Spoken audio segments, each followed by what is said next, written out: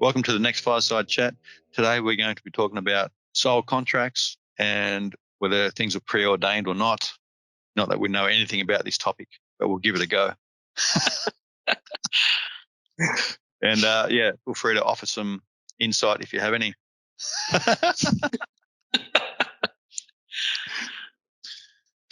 So soul contracts and soul families.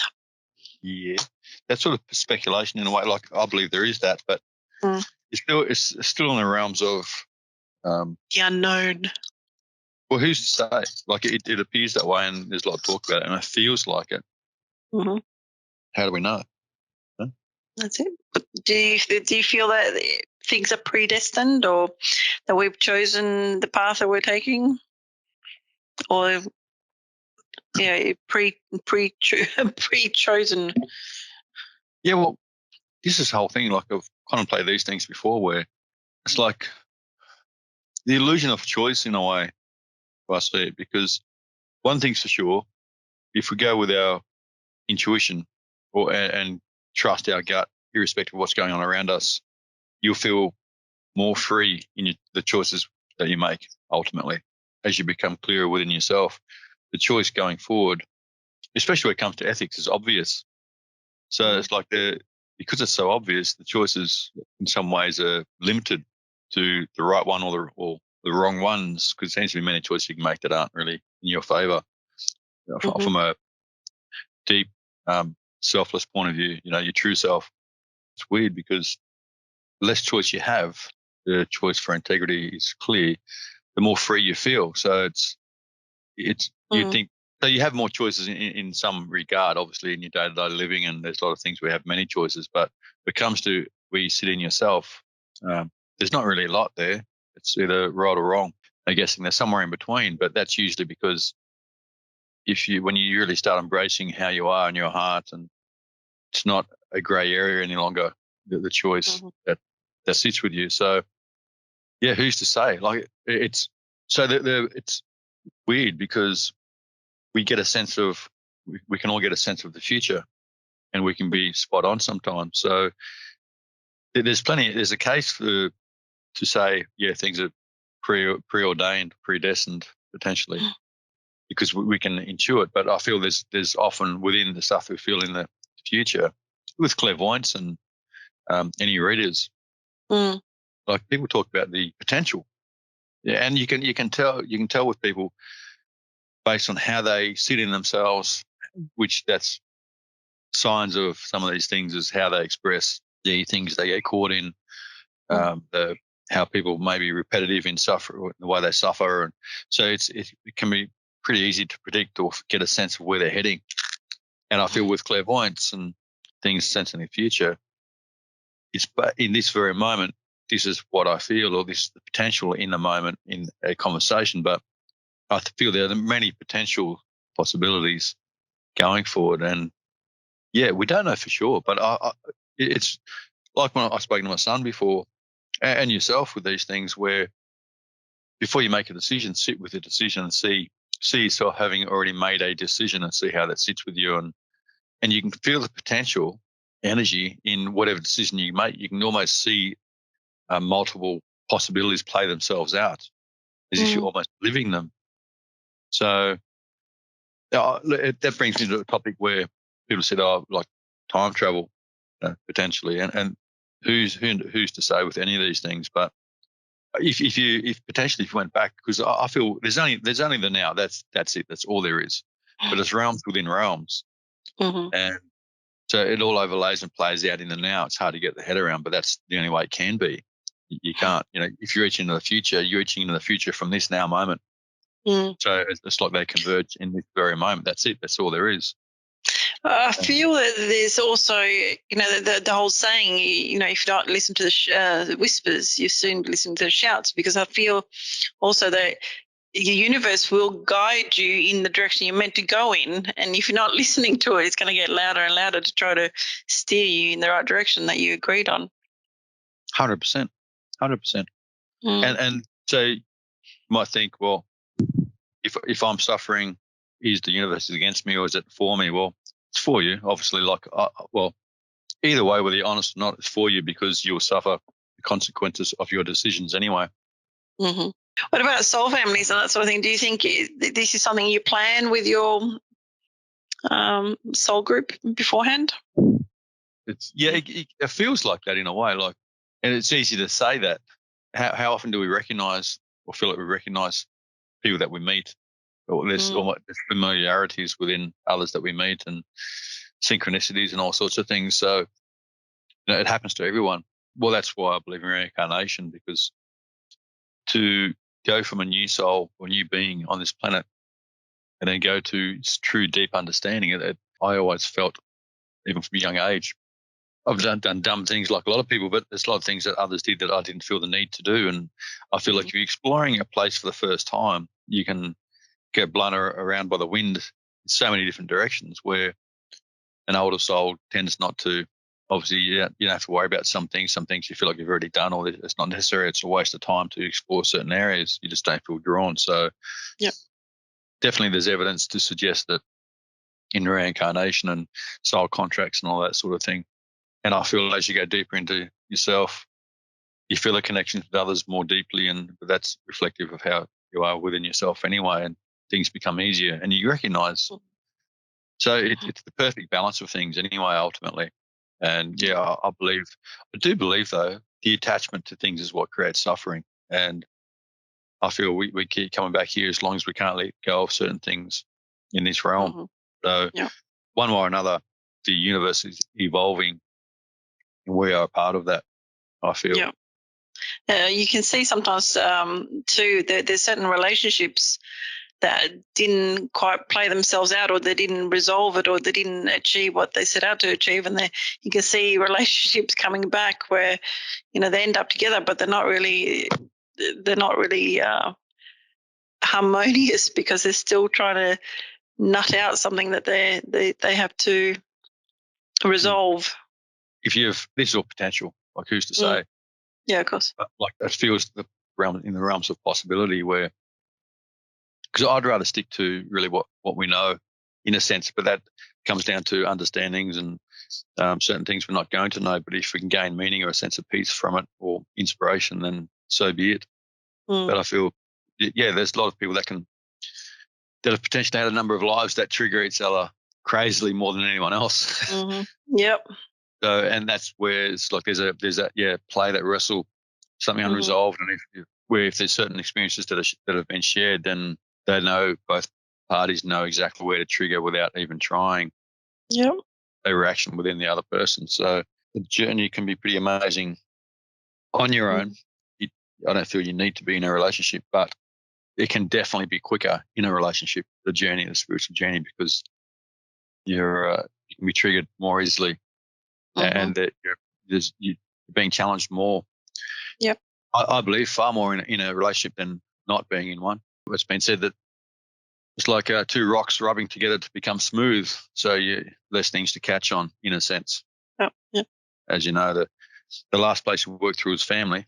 Remember, long been said, and that's effortless. It's amazing. Family don't have to really consciously try and find someone's trigger point within the family. They naturally know where to go effortlessly, and if they try not to, they almost can't help themselves. So it's a blessing in a way.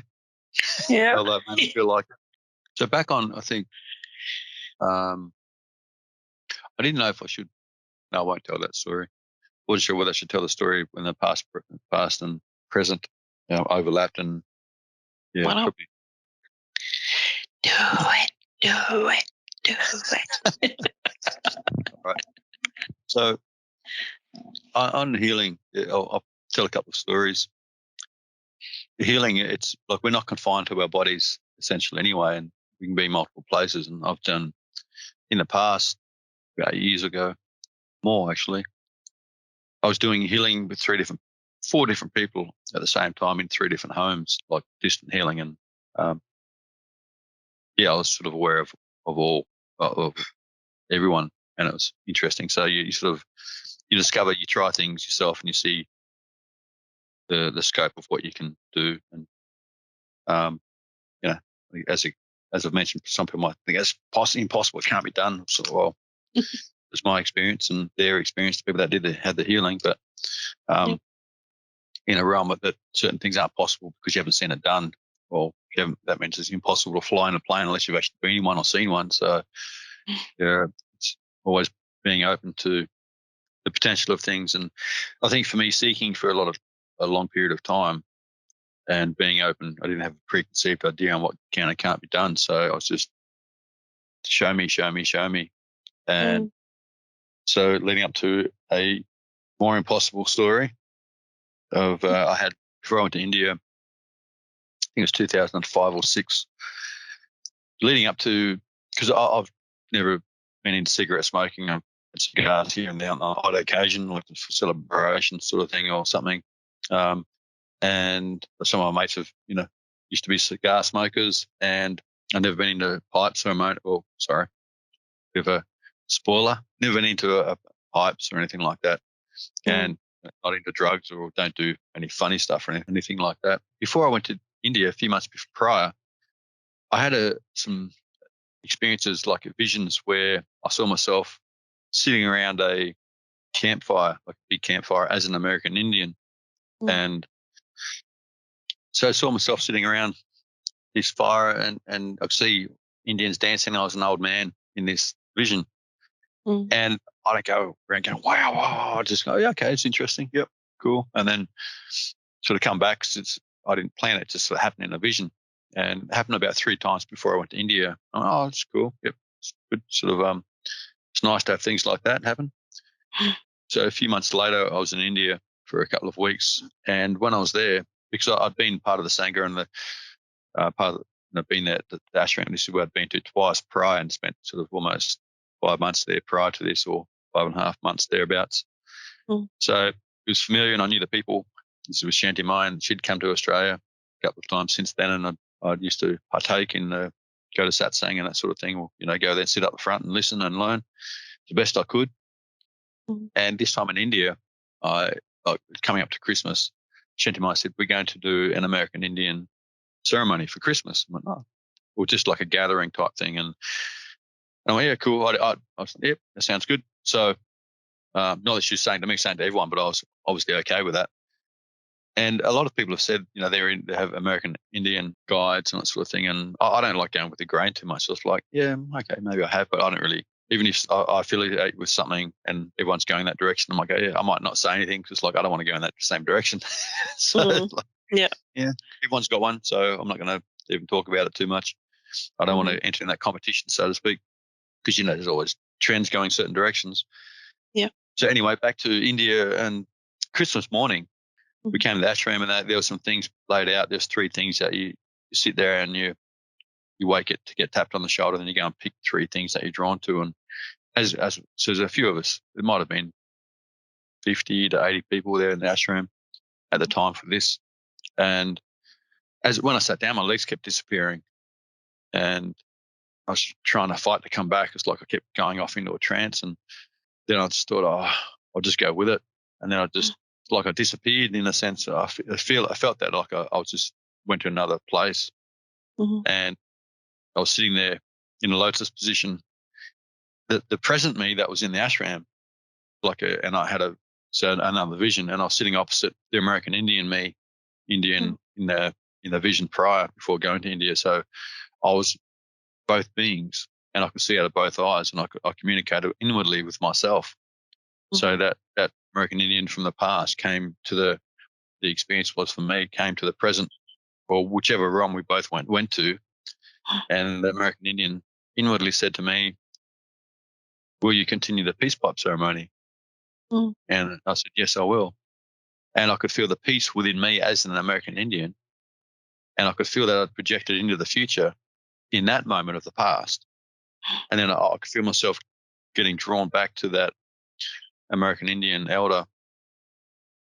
And at the ceremony, I could feel the ceremonies, the vision that I had prior. I could see the people around the fire, and I could feel the experience, and I could feel the peace within me because I'd reached forward to a future me to carry on the peace pipe ceremony. And I didn't know how to do that, didn't know anything about it. And then I felt the peace of that, and then I could feel myself also the present me in the future. I could feel myself also get drawn back to the ashram in India. Mm. That I don't know the difference in years, but that's to me not really relevant. It's more the experience. And then I came back, and then not long after I was tapped on the shoulder, went and grabbed 3 things that I was drawn to. Then after that experience, I went back to my hotel, like just above the ashram where I used to stay each time I went to India. And as I'm walking in, I ran into a friend of mine from Australia, and I said, where are you going? She said, I'm going to do a peace pipe ceremony. I went, oh, I didn't know anyone did that here. She said, yeah, it's just a small group. We don't really advertise it. So Shinty Ma initiated into the peace pipe, and for American Indian elder, I believe. And yeah, she said, well, and I told her about the experience I had. Mm-hmm. And she said, I'll ask to initiate you. I said, yeah, no stress. I said, I've seen it at some point, and I felt at some point in the future I will. And I said, I wasn't into smoking, never smoked a pipe before, and I still don't do anything funny or anything, Yeah. And then she went and asked and came back, and the next day I saw her and she said, yeah, we'll initiate into the peace pipe ceremony. So I've had a number of initiations in India, and that's why people probably, I don't know, they may feel funny around me. Maybe that's why. That's cool. But, yeah, so I learned the peace pipe, and it was profound because the time before that, when I learned the fire ceremony in India, and like a fire haven, and just prayers for uplifting and it's for the awakening of the world, of the planet, for the people on the planet, and the peace pipe for me, like it's a very inward thing, and that was as powerful for me as the fire ceremony. And it goes for an hour, and the peace pipe can go for anywhere 15 minutes to half hour, or depending on the pipe. There's no funny stuff. It's just tobacco that I did order overseas, though. That's nice. And yeah, when I do healing, that's one of the aspects that I might do. If it's distant healing, I might incorporate that. And just not to go into too much detail, but the pipe is the symbolic, or the aspect of heart, and you're packing your heart with a prayer, and then the prayer gets transformed into the smoke is the spiritual aspect. That's about as far as much as I go into with that. But yeah, I've had some profound experiences with healing. Pretty cool. Insight into these things. I think what people sometimes forget when they hear things like this is like, oh, that's awesome, that's so cool. But I think essentially every human being have the potential of having all sorts of experiences and abilities and that sort of thing. I think even if you look at the DNA of the human being, they call it the junk DNA, and there's a lot of it. And to me, that always sat wrong with me, because to me, God or the universe or whatever doesn't create junk. Like, what's the point? It simply wouldn't be there if it's just junk. So I think everyone has the possibility of experiencing these things if they. I believe so. Absolutely. Go on the journey. Abilities. When you think you know everything, then there's not much more that can come in. And yeah. I was an open slate, as I mentioned in the past. I didn't have any set beliefs. I just spoke to a higher power that I felt within me. I felt at times when I was suffering speak to me in some ways, and I got that connection without having an idea of exactly what that connection was. That wasn't necessary. I've had people come to me, and religious people saying, God's called, and my answer was, well, that's sort of irrelevant. My view, and and I said, I can be a fish exploring the depths of the ocean without knowing it's called the ocean. Yeah. So I think, and if someone gets meaning from any words or any names, so be it. It's fantastic. But I said to these people, I said, names can bring limitations or even restrictions or burdens or something, or not necessarily. But for example, Linda, it's like, yeah, Linda has these attributes, and whether someone likes them or not, you're known with certain skills, certain attributes, certain ways. But when you're describing the universe, it's like it has all attributes always. So that's why I perceive things where it comes to naming things. In some ways, where you're looking at the expanse of all things, a name cannot do justice. Yeah. Yeah. I like to have a very open-minded view of things anyway. So yeah, I agree.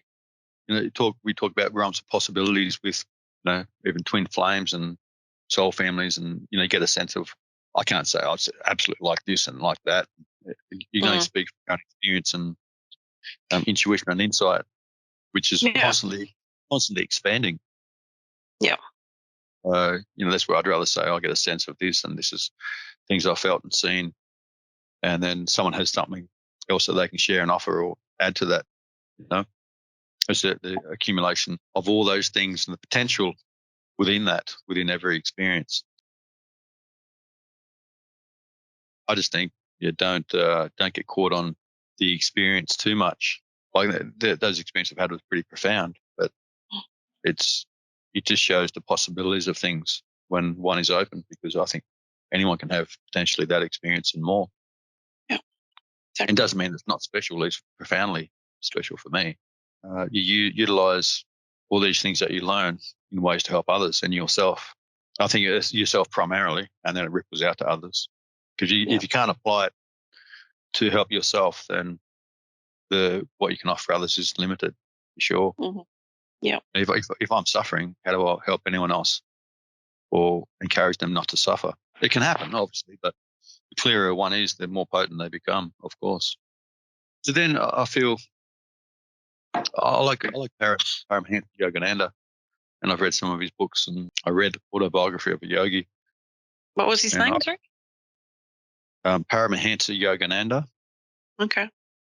And amazing sage, and he's passed now. He set up there's I think Yogananda schools in America, and did big things, and he was told by his gurus that he'd go to America and do big things, and he did, and had profound masters. I think Sri Yukteswar was his guru. I can't remember his guru before him, but absolutely profound, very powerful beings. Yeah, he actually, Paramahansa Yogananda, in his book, he said that he traced a soul, a being that passed, a very good friend of his, and traced it into the next body, and then visited those, and he went and visited this incarnation of this soul, his friend, and knocked on the door of the parents, and I'm pretty sure they gave him the same name, the same first name, obviously, that he had before. So profound. Some beings are so profound, so amazing. Yeah. There's another story, actually. So on being open to possibilities, and I just love the stories of masters and what is possible. I had another master that late last century. Some people, and I hope I do it justice. These farmers in India were walking these cattle across a muddy creek, basically, and one of the cattle got their hoof caught in the mud, and they pulled the mud out, or pulled his hoof out of the mud, and they saw there was blood on the end of his hoof. They hosed off, and they found that there was no cut or anything like that. So they dug into the mud, and they found this amazing deep being meditating in the mud. Oh, wow. And meditated and got washed away in some monsoon in India, and they basically got him up, hosed him off, and he sat on someone's balcony for a period. Wow. And I saw a photo of him, and Jenny Meyer had a photo of him. Profound, because it's when you go deep enough in meditation, and I can't do this at this point. Who knows when anyone can, but yeah, you don't need to breathe. Typically, you breathe through energy. Ultimately, there's a name for it. I can't remember what the name is. So he got washed away, deep meditation. And it's known anyway, I think more so in India, beings that can meditate. Isn't it called stasis? The body goes into stasis? That's a word that's more profound. Yeah, well, they call it, I think it's something similar what they call the rainbow body, isn't it?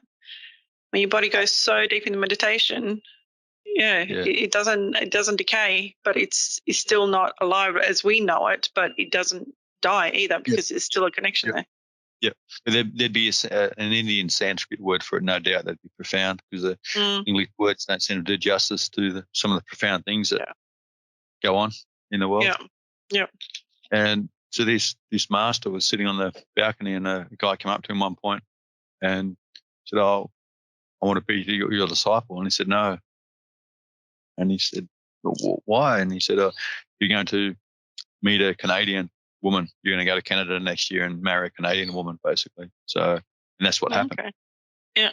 I told someone this story a while ago, and instead of looking at profound, and this is people's perspectives, and instead of looking at the profound, wow, amazing, is that possible? How can he do that? And the insight, to get a sense of things and to survive. And this person said, "Oh, well, maybe he manipulated the person into thinking that's what he should do." I'm going, oh, really? yeah, and I'm going, from that story, you get that. Like, yeah. That's wow. that's a sad way to be living. I didn't say that. I'm going, Yeah. Wow, that's just, I was thinking that. That's just, Wow. you're looking for, it's like you've got fields and fields of beautiful flowers and everything, and you're looking at the shit that fertilizes the flower. Yeah. What a boring perspective. Wow. Painful way to live. Ew. I'd rather look at the magic of it. mystery, magic, and beauty. Yeah. And that's the whole point. It's like the conversations we have. Like, who knows? Who knows? Yeah. Like, just, and why not? Yeah. And it's like, but where it comes to the emotional turmoil and the psyche and the entrapments and thoughts, one thing's for sure: no thought is real, and it can be seen through. And it's just a matter of where it comes to self-inquiry. Yeah, absolutely, self-inquiry. Yeah. It's diving into the heart and letting go. And as you let go and you discover more within yourself, you have access to more around you. And I feel that having this conversation today with someone, and they're going, "Oh, can I stop thinking this? Can't stop thinking that." I said, "Stop thinking. Like, just your mind won't know the answers. It will distract you to all into eternity." So you've got to transition from head into heart, and that's by softening your views of yourself and nurturing, and instead of doing outward exercises to gain something or someone, it's far greater to do the inner work, to just get softened. Now, I mentioned to this nice person, said just I'd recommend, and from my experience, that inner yearning and that ache for something or for someone or whatever that is, whatever that may be. For me, it was just my ache that I had was to discover truth within myself. Use that to dig deeper in yourself. So use that as fuel. And I mentioned the way I like to see things. If a nice way to think for me is, or feel, is that you'll get things when you're ready for them, ultimately. Yep. So what's the fastest way you'll be ready for anything, especially for inner work or even a relationship? And I think it's a nice way it's a healthy way to think, feel, in my experience. If you're destined to get, so back on the path of, is it predestined or preordained or not? Maybe it is, maybe it isn't. But it just seems like when you're ready for something, it will come to you. Yep. It's where the student's ready, the master will appear. But that's in all areas. So I've told a number of people that if you want a relationship, or if you want something, like, go deeper within yourself, discover yourself, unravel yourself, get in touch with how you're feeling, deepen your ability or the access into your heart. And as you develop and grow, I just really feel life will say, okay, you're ready for the next challenge now. And that may be a relationship. Why stagnate or wait for a relationship before you grow? Yeah. So that one can grow profoundly as well on their own. And yeah, I just feel if you're, so it's like you prepare yourself. Let's say you're comparing it to a fight, or, a battle. If you're going to go into battle, make yourself as strong as possible. It doesn't mean get ready to fight and learn how to defend yourself that way, but it's like if you've got an event coming up, or a relationship, or a connection, or a contract, or whatever you want to call it, with someone, prepare yourself. And if you get in touch with how you're feeling more, and you can access your feelings, you can express how you feel, even with yourself, and be in touch, then your relationship has more chance for success. Yeah. So it makes sense to me that if someone's looking for a relationship or something like that, do the work before you get one, and then as your vibration, let's put it from a spiritual point of view, as your vibration increases, then you become more attuned to other vibrations. So why wouldn't you get yours as high as you can, and then attract someone else with a matching vibration? Exactly. As opposed to stagnating. It's like, I'll wait here for someone that I resonate with. It's like, well, do you want to grow? Do you want to? And if you're not really on the spiritual path, keep doing what you do. But obviously, people listening here to us have certain understandings within themselves, and they're growing and learning, discovering, unraveling, expanding. You can use whatever you want in the external world. You can use that as motivation for the internal world. I think that's a healthy perspective to have. So the greater you can access yourself, and the greater you can come in tune with how you are, the more potential in the outer world, and the deeper your relationships can be, and the more profound they can be. So I feel, don't wait for anyone. And whether it's preordained or not, it's like the cells within the body, and you've got the universe within every cell, in a sense. They know exactly what they're drawn or driven to do certain things. Mm-hmm. So that's destiny, because we're here for as long as we're here. So within every cell of our body, every cell has a job to do, and obviously is willing to do that job. Mm-hmm. But that's profound too when you look at it. Like if our cells are like half the people on the planet, it's like, I don't know if I want to go to work today. I'm not getting paid enough. No, I'm on strike. I have today off, and people are, I'm so tired, I can't do it. Yeah. And that's how some people feel sometimes. I've been there myself. Maybe that's what it is. It's the cells were on strike, and they're going to pay more. We want more yogurt or more chocolate. I'm not going to work unless we get more chocolate. Or he feeds me his shit, or or salad. I'm sick of even salad, processing on something else. So where do you draw the line? So we're all drawn what we're here to do, and everyone wants more, pretty much. And I feel it doesn't come to you unless you're taking some action, even if that action is your perspective or your attitude.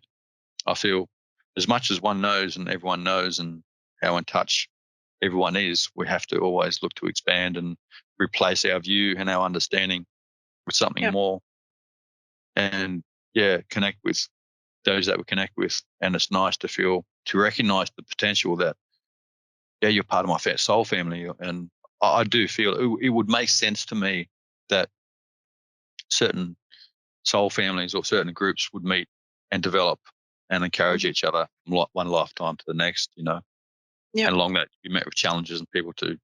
I think maybe the soul aspect, or the base aspect of a certain group, everyone runs a race at their own speed, but there'd be certain groups of people that grow pretty similarly. And even if you're in a certain soul group, I believe, and you reach out and you're doing well, you'll start affiliating with another group that's ready for you. I like to have that. I like to think like that anyway, because it does seem that when you are truly seeking, you will find those that can facilitate that growth. Yep, definitely. Just like when you want to stop growing, and although it's, you fall in a dip for a while, you'll find people that are in a dip, so, in a hole. We've been waiting for you. Jump in. Yeah. Yeah, we can maybe use you to stand on your head to get out. Bit of leverage. Thanks. Yeah, maybe. So, but everything, irrespective of preordained or not, it's amazing how you can find those that match your intent. Yeah. And in saying that, you'll still be challenged on your way. But that's where the strength comes from. That's when one's resolve is tested, then earn the right to become more free and for walls to come down and have, to gain access into yourself or oneself. Yep. That has to be earned. You're saying that you don't have to necessarily fight. You just have to let go and surrender and feel. Yep. And just not giving the fight is just comes down to not giving in. That's the fight. So you lose another fight in a sense. There might be fighting going on within the mind, but there's nothing to fight against. You'll never, defeat the mind through fighting within the self. You just have to let go and not buy into it because it's rubbish. You just can't. You can't get sucked. Well, even if you get sucked in, you have to just be prepared to let go. Like where this is the turmoil for many people is when they're suffering or there's a sense of turmoil, they hold on tighter. I've said before a number of times, people do the opposite what they need. You must let go, not grip tighter. You must be prepared to free fall. Yeah. And it's for walls to come down. The only way one can see is for walls to come down within the self. So, and it all starts with you, with us, within the self, not based on other people. So that other people, the beauty of other people, it just tests our resolve. So I feel if you want a relationship as well, or if someone wants a connection or a partnership, definitely raise your vibration as high as you can. Yep. So you can attract someone else with a high vibration. Then everything can be enhanced in that journey together. Yep. Yeah. Yeah. So thanks for listening in. Fireside Chats. We look forward to the next one.